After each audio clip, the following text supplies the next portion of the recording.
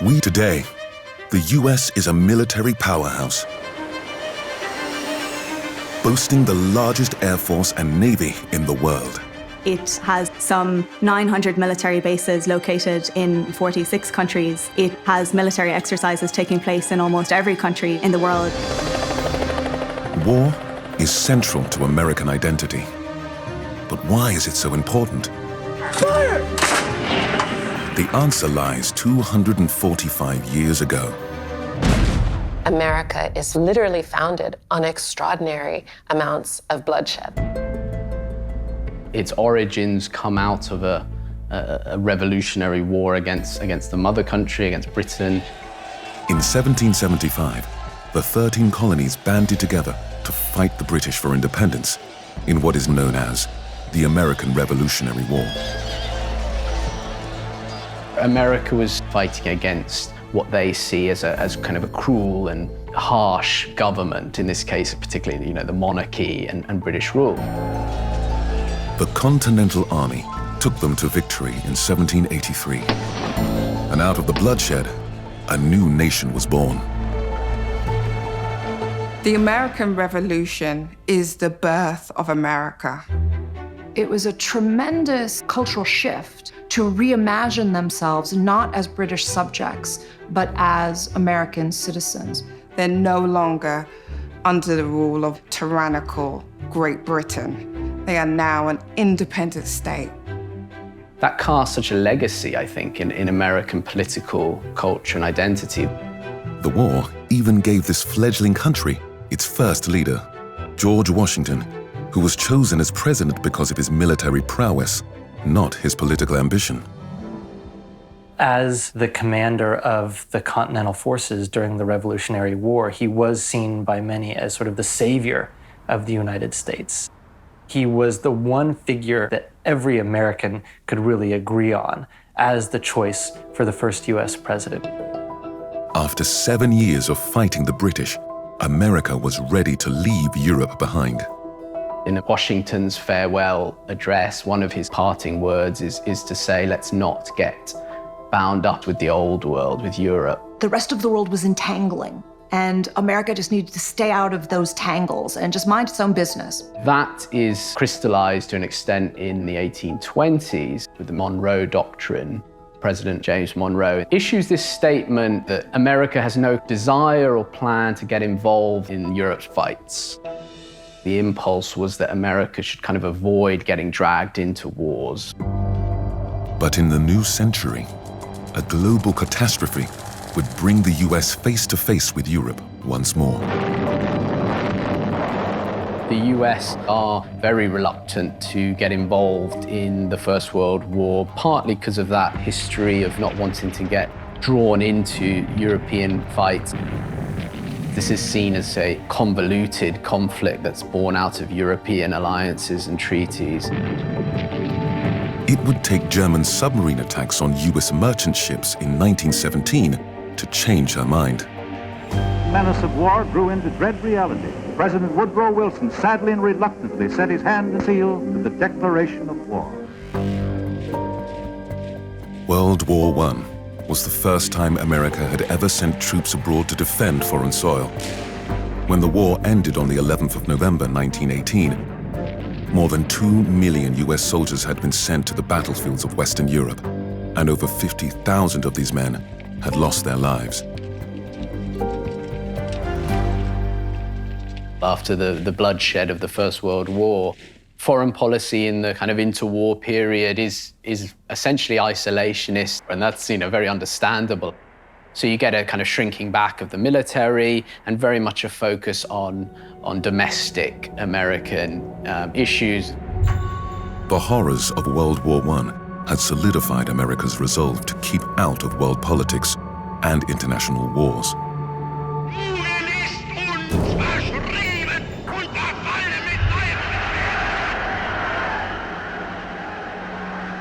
So, when Britain declared war once more on Hitler's Germany in 1939, America was not prepared to help. This nation will remain a neutral nation. I hope the United States will keep out of this war. I believe that it will. But events on the 7th of December 1941 would change America's view of its place in the world. On that fateful day, 300 Japanese aircraft made their way to Hawaii, heading for America's biggest naval base in the Pacific, Pearl Harbor. As American troops slept, Japanese forces attacked airfields, shipyards, and battleships, striking at the very heart of the US Pacific Fleet.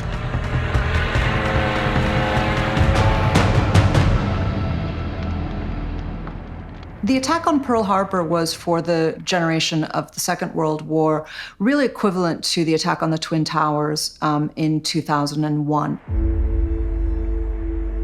It was this absolutely cataclysmic shock that America wasn't as safe as it thought it was. Much like the attack on the Twin Towers, the strike on Pearl Harbor left thousands of US citizens dead and a country in shock and mourning. It was a paradigm shift. There was a widespread isolationist sentiment in the United States, and Pearl Harbor shifted that. The Japanese may have broken a great naval base, but it united a nation overnight. From that moment on, America's attitude to international warfare changed forever. FDR calls on Congress to declare war on Japan, and they do. The American people in their righteous might will win through to absolute victory. As a result, Germany and Italy declare war on America, and America reciprocates. So very quickly after Pearl Harbor, America is involved in the Second World War. This would lead America to raise its largest ever army, with 36 million men registering to fight. This government will put its trust in the stamina of the American people. America's contribution would play a vital role in the defeat of Nazi Germany. By 1943, France had fallen and Britain had been under siege for a very long period of time. American manpower, material, finance, alongside the Soviet work on the Eastern Front, was necessary to turn the tide of the war. On the 8th of May, 1945, the Allies declared victory.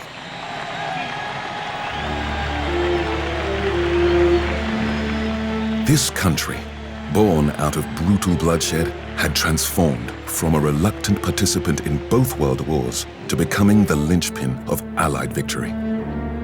But the war in the Pacific was far from over. And America's retaliation on Japan for Pearl Harbor would be the most devastating the world had ever seen.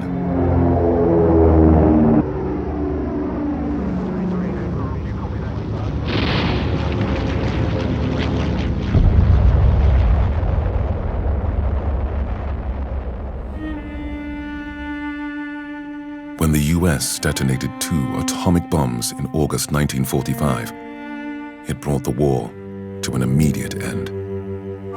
Hiroshima was instantly transfigured. There was nothing left but ruins. It also transformed America's place in the world. With the detonation of the atomic bomb, the United States had clearly demonstrated its technological superiority over any potential rival. The US, as a result, comes out of the war as the undisputed global superpower. And America found the perfect opportunity to flex her new global superpower status. If you're going to be a superhero, you need a supervillain, an archenemy, which is Soviet communism, the Soviet Union. Russia and America, former allies of the Second World War, found themselves sworn enemies in a new conflict, the Cold War. So on one side you have America, and America represents democracy, free markets. And on the other side you have the Soviet Union, Russia, and that represents state control, the suppression of individual freedom. There was good, them, and there was evil, the Russians. So America takes on this sort of mantle as the defender of the free world. You see massive investment and growth of the military, and really that's related to this idea that the United States is now fighting a kind of permanent Cold War against the Soviets and against communism. The Cold War was the moment when America became known as the leader of the free world, as it fought to contain communism around the globe and intervene wherever it was needed. The Cold War is the moment when America overtakes Britain to become by far the biggest sort of imperial democratic power. It marks an important shift to be more interventionist. The doctrine of anti-communism became a blank check for intervention really anywhere in the world. The conflict in Vietnam was one such intervention in the long-running Cold War.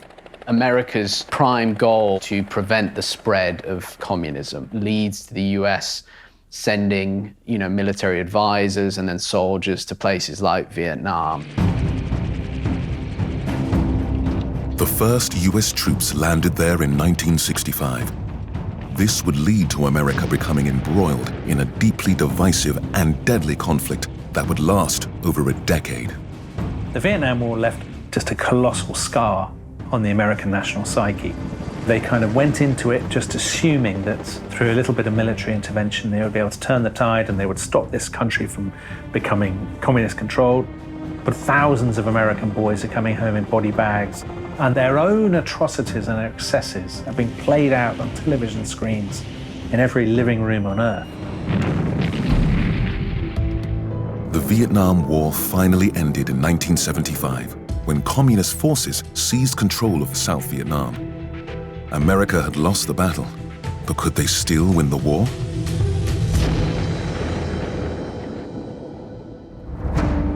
In 1,000 years, America has undergone a staggering transformation.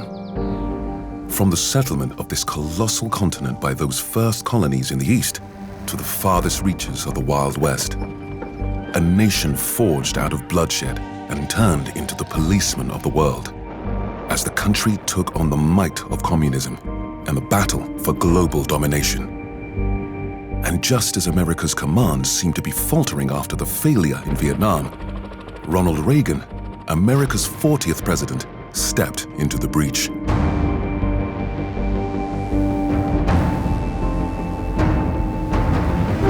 I accept your nomination for the presidency of the United States. If you could bottle what Reagan had, you'd be a millionaire.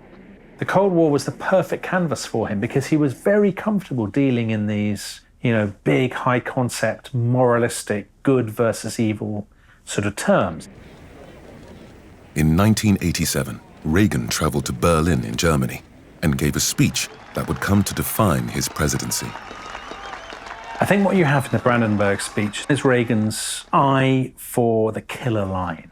Mr. Gorbachev, open this gate.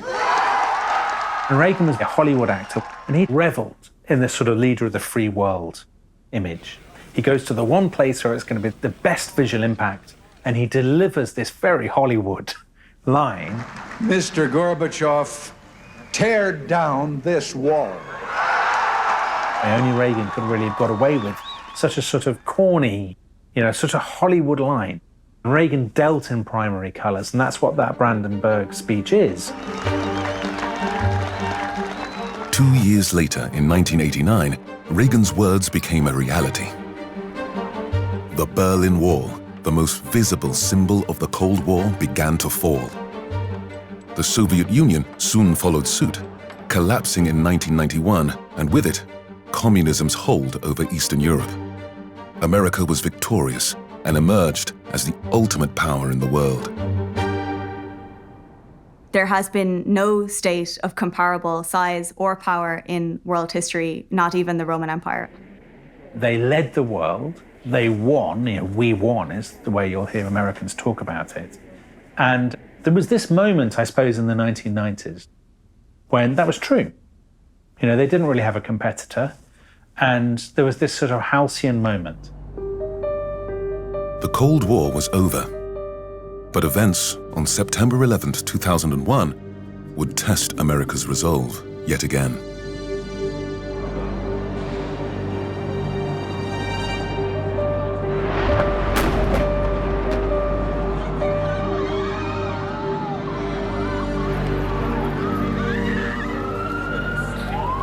9/11 was absolutely, it was a cataclysm for Americans, not just because of the thousands of Americans who were killed on that day, but the sense that America was not invincible and that its view of itself was not shared by everyone else in the world.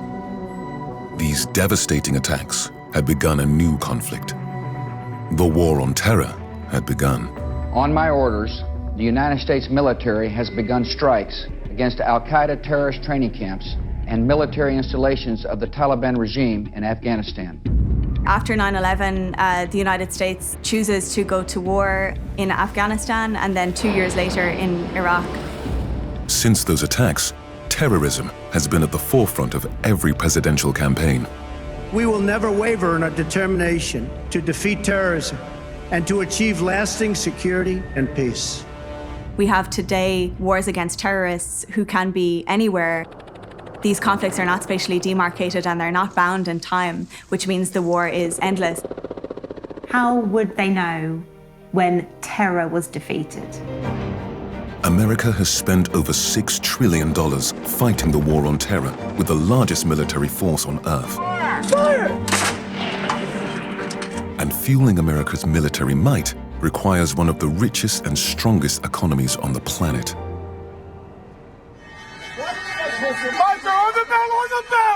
FIS on the bell! There is no better symbol of America's colossal wealth than the New York Stock Exchange. Despite being almost 250 years younger than the London Exchange, it is worth more than double, trading billions of dollars every day. 50 with a 564 roll.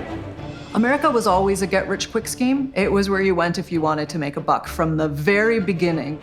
The idea of being able to generate your own wealth is what Americans feel is most important to them. America's financial domination is a story of boom and bust, of extreme wealth and unthinkable poverty. So how did America become one of the richest countries in the world? Americans never feel guilty about being successful. They revel in it. I mean, it's right there from the first settlers. They wanted to build a new world. They wanted it to be really prosperous. Just as the first British settlement of Jamestown was starting to flourish in the 1620s, other European settlers were also headed to the New World, keen to make their fortune. And in 1624, the Dutch established a colony on the island of Manhattan. Before there was New York, there was New Amsterdam, which was settled by Dutch merchants. And they purchased the island, which became Manhattan, from the Lenape native peoples for 60 guilders, which was the equivalent of about $1,000 today.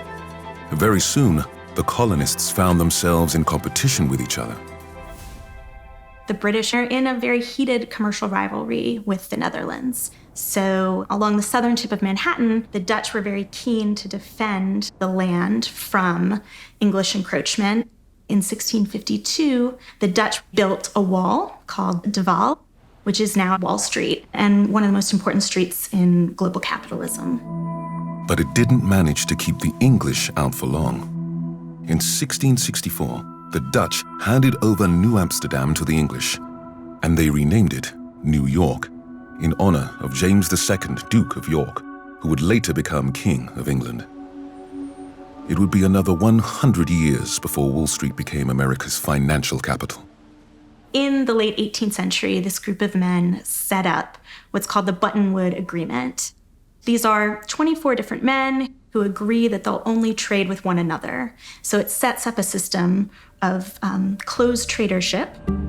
This agreement is one of the most important financial documents in American history, as it formed the basis of what is now the world-famous New York Stock Exchange. The reference price of $132. I don't know, you gotta give me a second! America needed industry in order for it to be able to trade, and the land itself proved key. Over the course of the 19th century, there are three main agricultural crops. The first and largest is cotton. Then we see tobacco and sugar. But in 1848, a chance discovery in California would prove to be a game changer in the story of America's wealth.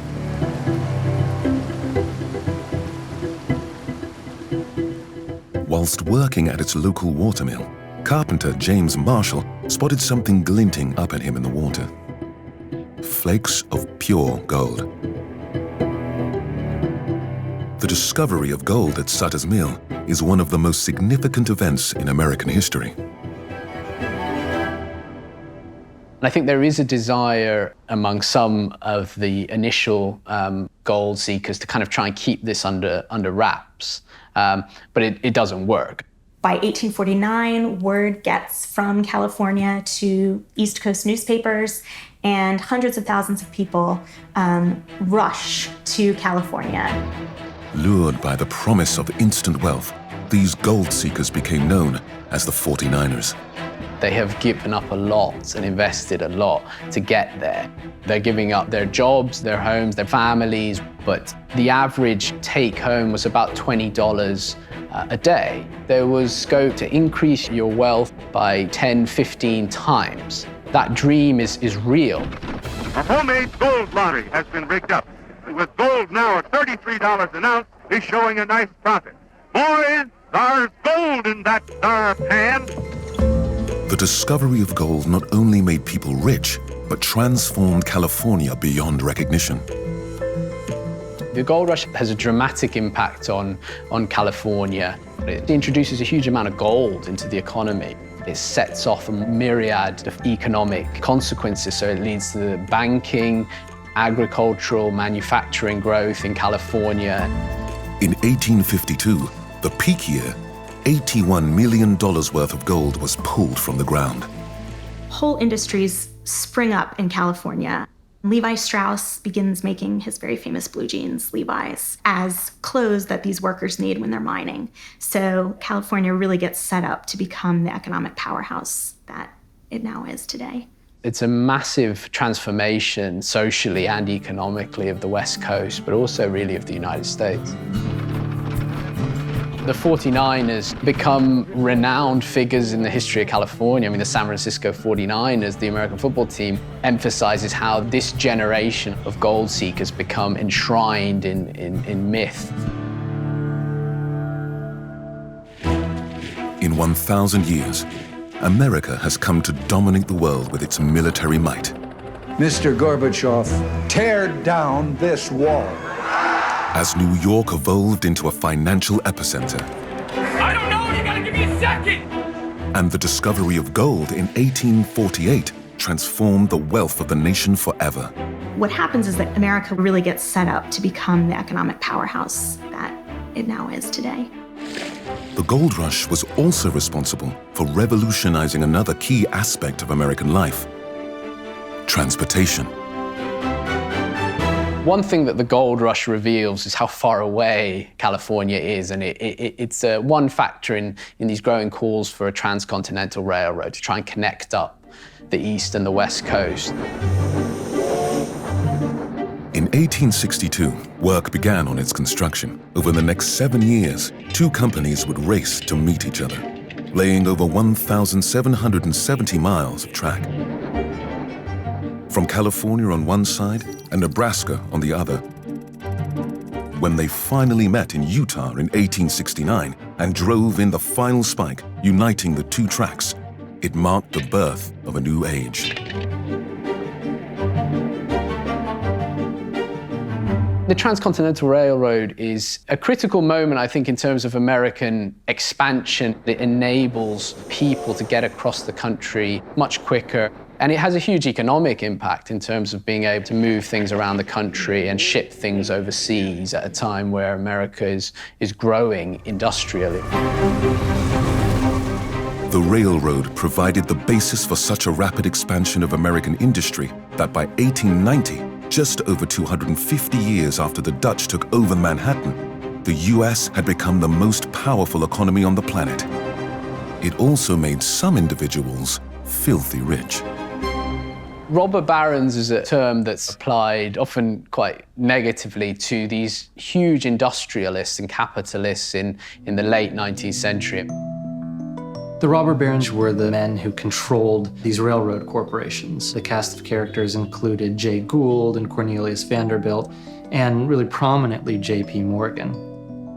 More familiar to us today as a modern investment bank in London's Canary Wharf, the financial giant actually owes its fame and fortune to the American Railroad. J.P. Morgan came to control about 24 railroad companies towards the end of the 19th century, which gave him command over about 1/6 of all the railroads in the United States. This is really the beginning of big corporate business. It is a time of great wealth, but really for the few. You see a widening gap between the haves and the have-nots in America. As these massive corporations made their millions and created a wage economy, employees found themselves with disposable income.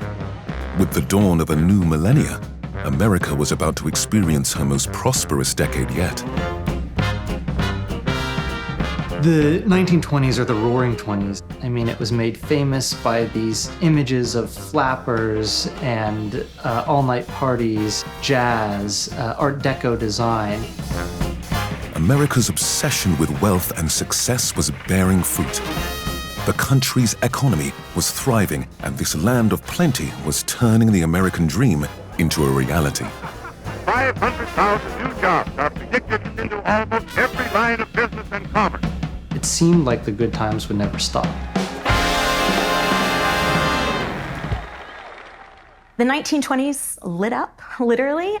It was the time in which electricity really got going and sparked an incredible amount of mass production. You've got factories, producing consumer goods, producing cars and all the rest of it. The most famous person to profit from the electricity boom was Henry Ford. He installed the first ever moving assembly line for the mass production of his Model T Ford car. The battle against wasted time was being won. The cars began coming off the assembly line at the rate of 1 every 40 seconds. His innovation reduced the time it took to build a car from more than 12 hours to just over 90 minutes. The Model T car sold in the millions, so America was really able to fuel its economic dominance. Industrial growth in America doubled during the 20s. Employment and wages were soaring. People had more disposable income than ever. This is precisely the moment, and you've got this wealth of consumer culture that America becomes the exemplar of. And spurred on by advertising and new forms of credit, Americans spent and borrowed like they'd never done before. Mass goods become the way of the land. You see people buying refrigerators, mechanized washing machines, and if you can't afford a brand new refrigerator, it's no problem. You can put it on credit, and for a lot of Americans, this sends them, of course, spiraling into debt. America was about to discover the true price of its prosperity. In 1929, it turned out that what seemed to be a boom was actually a bubble, and the bubble burst.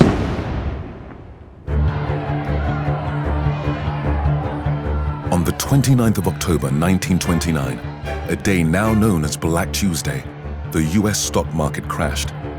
As panic set in, 16 million shares were sold for a fraction of their value. The fruits of America's agricultural and industrial revolution had been wiped out in an instant. They found out that what they were trading was literally pieces of paper, and that the value behind that only existed if the market itself was healthy.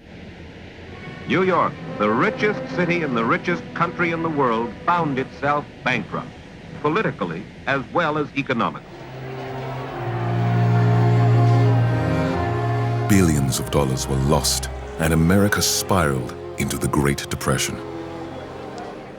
The famous images of stockbrokers throwing themselves out of windows and people running around in utter sort of woe and despair that they've lost all their money and these sort of bets gone wrong. And it caused a great crisis of confidence and a great reckoning. The flimsy house of cards of our prosperity collapsed. $50 billion went down the drain in the market crash. The man with a dollar bill was king, but he was awfully hard to find in the millions of unemployed. The Wall Street crash in the Great Depression is considered one of the lowest points in American history. It affected people at all rungs. The wealthiest lost the most in terms of money, but it hit the poor the hardest by far. By the early 1930s, 25% of Americans were unemployed. In 1933, President Roosevelt came to America's rescue. When America was in the depths of the Great Depression, it's Roosevelt who projects this image of activism and compassion, and he will use the power of the federal government to lift America out of the Depression. He instituted a groundbreaking plan to kickstart recovery. It would become known as the New Deal. FDR's main mission was to get Americans back to work. He worked to develop a large series of programs and agencies that were created to help get the American economy running again. By the middle of June, 300,000 boys were off the streets and out in the open working with the Civilian Conservation Corps, the CCC. And people called it alphabet soup because he started so many federal programs with these acronyms, the SEC, the WPA, the TVA, and they were all designed in various ways to help America survive the Depression. And his New Deal, while flawed in some ways, does a hell of a lot to alleviate the immediate crisis and bring Americans back to work. Just the sight of men punching time clocks, of rolling production lines, was good news. The new cars were coming off the line at the rate of thousands per day, and the workmen were eating again. But 1929 wouldn't be the last time America's stock market would crash. The 1920s then really marks the start of a century-long pattern of boom and bust in the United States. The financial crash of September 2008 was the worst U.S. economic disaster since the Great Depression. Everyone down here is losing personal money. Our customers are losing money. We're seeing things that are unprecedented. The Wall Street crash of 1929, the crash of 2007 to 8, I mean, they are linked to the same problem, which is that we have a system that will always be a bit of a roller coaster. I mean, that is inherent in the system. As the stock market plummeted once again, Americans lost $9.8 trillion in wealth, sparking a global recession. You're witnessing so much violent wealth loss. What people built up over years and years has been erased. And in 2020, the financial cost of the COVID-19 crisis is still to be counted.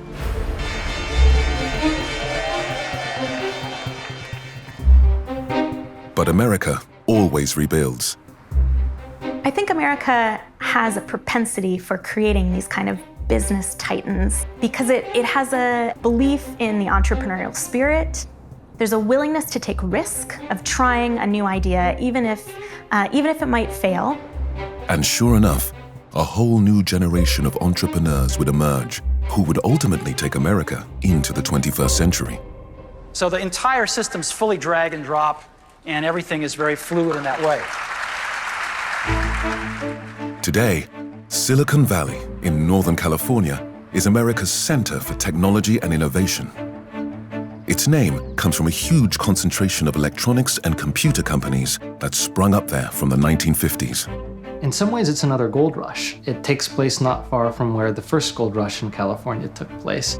This is where we see the development of mass technology that the United States successfully markets to the entire world. Microsoft, Apple, Amazon, that brings massive wealth to the Silicon Valley sector.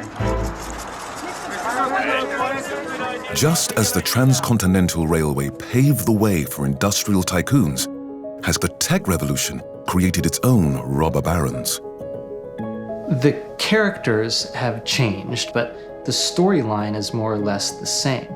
It's the story of a small handful of men accumulating vast amounts of wealth, controlling major industries. There is a parallel there, I think, in terms of corporations really dominating their industries, perhaps to an unhealthy degree.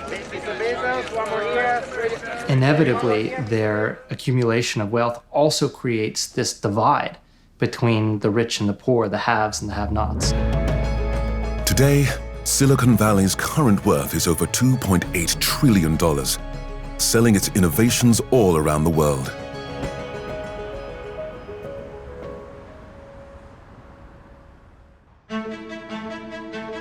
America has given us some of the most famous cultural icons on the planet. When we think of America, it's big, it's brash, it's bold. We think of burgers, skyscrapers, the Statue of Liberty. Shopping malls, baseball. A consumer culture of which we partake hungrily and not greedily. Unlike any other country, America has exported its culture so successfully that it is now instantly recognizable all around the globe. So how did America transform itself into a global phenomenon? It all started when the country emerged as an economic powerhouse in the 1920s. You get references to Americanization in a kind of global sense, really at the very early in the 20th century. After the First World War, America has emerged on the world stage as a powerful economic force. But America needs export markets in order to sell. America is increasingly looking overseas as a place to ship products, but also kind of ideas. It's the moment when America becomes a truly global cultural and economic force. You had the export of American values, American capitalism, American habits, American tastes. And America found the perfect medium to do this. The key to the successful export of American culture is Hollywood. I think Hollywood was this tremendous machine for manufacturing the American dream and then selling it in every corner of the planet. What a lot of people outside the United States see is America through Hollywood's eyes. It is America for a lot of the world. This is important, dear. Where can we be alone? Well, why alone? I'm having fun. And it becomes a way of communicating American culture, American humor, American drama, and the drama of life in American cities through Hollywood film. Today, Hollywood is a multi-billion-dollar industry and the showbiz capital of the world. It has brought us some of our most famous celebrities, but despite its glitzy status, Hollywood's origins are much more humble.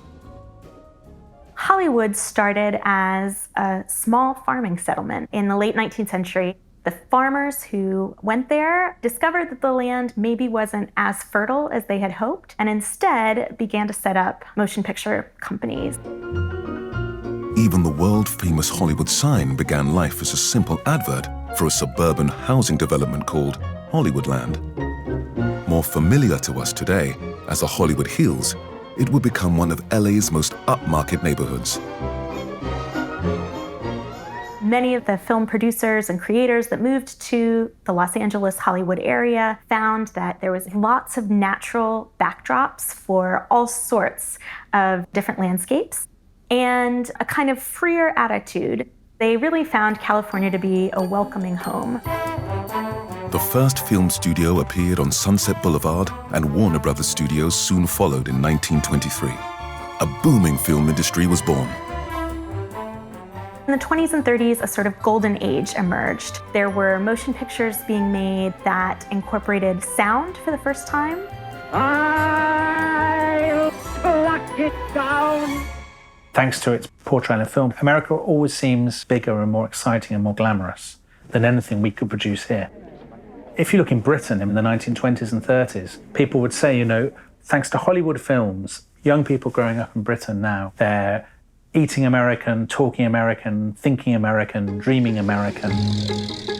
The 1920s didn't just usher in Hollywood's golden age, it also saw the rise of America's most famous export, fast food. Fast food, and in particular the hamburger, is very synonymous with American culture. It was a symbol of modernity. It's mass-produced, it's reliable, and it's cheap, and it's democratic. You know, it's all these kind of things that basically food isn't if you're eating a brasserie in Paris. To turn this gastronomic delight into a cultural institution we know today, producers applied the same technique that Henry Ford was using in the car industry.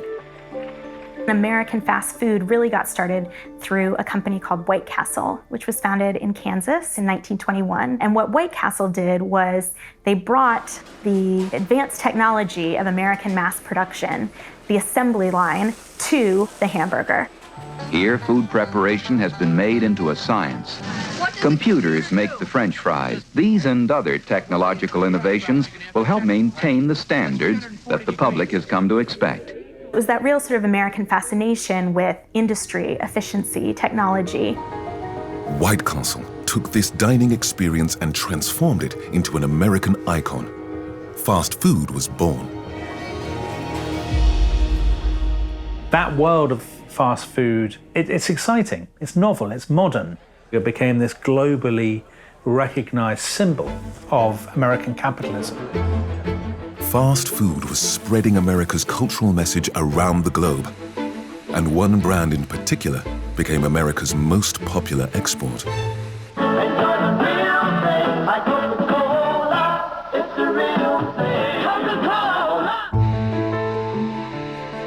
Coca-Cola is a cultural institution in America. It became a symbol of kind of Americanization, of freedom, youth, modernity, all those kinds of things that people thought America represented. It is now the largest beverage manufacturer in the world, but this famous soft drink actually owes its international success to World War II. In the middle of World War II, Dwight Eisenhower, future president, wrote to the head of Coca-Cola and asked for Coke to be provided to American troops. They set up Coca-Cola manufacturing plants around the world during the Second World War, and they had what were called Coca-Cola colonels, who were local representatives of the company providing Coca-Cola to American troops. During the war, US forces are alleged to have drunk 5 billion bottles of Coke. There was this real sense that Coca-Cola was one and the same with the American war effort. People outside the United States then began even more to associate Coca-Cola with American culture. They've been able to export a glamorized notion of the American way of life. Coke is seen as America in a bottle.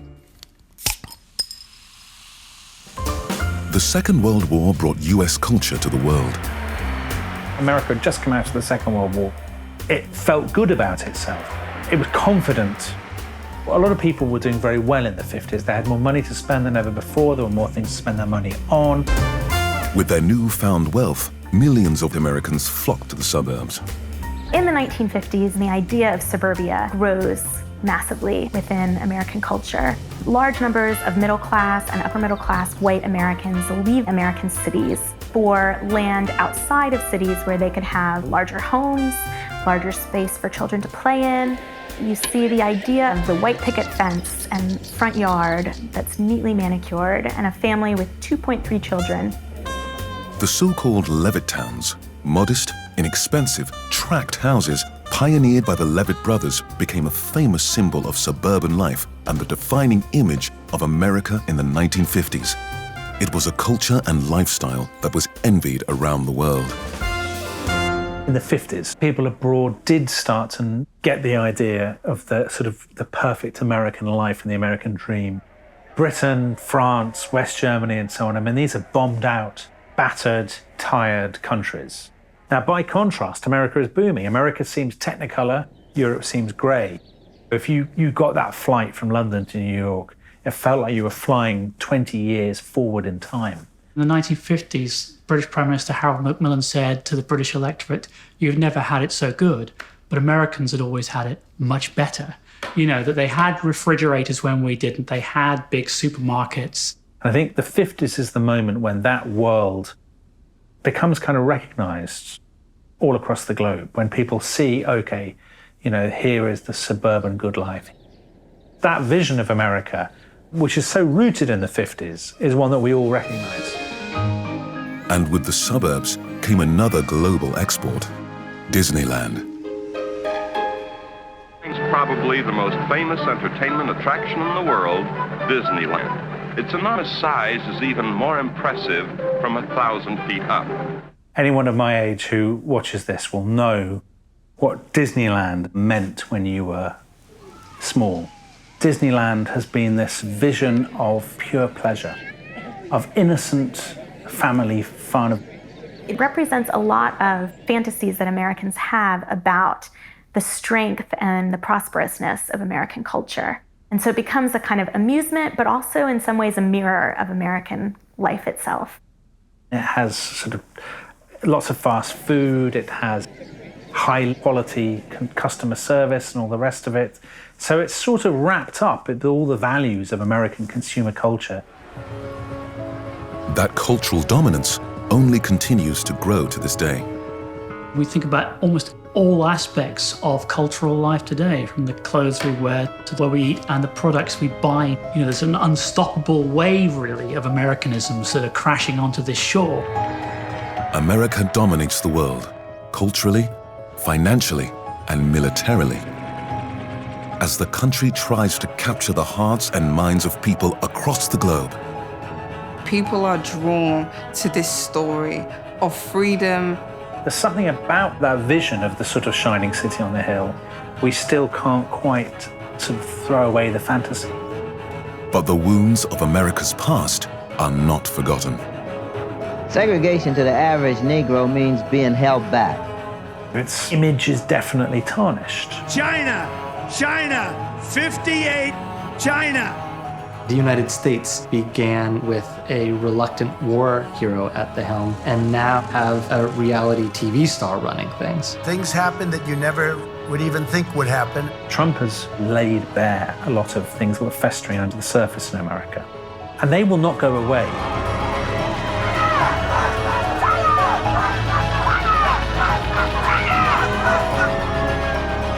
You know, however it ends, what if Trump is merely the harbinger of something that's coming, you know, in the 2020s, 2030s?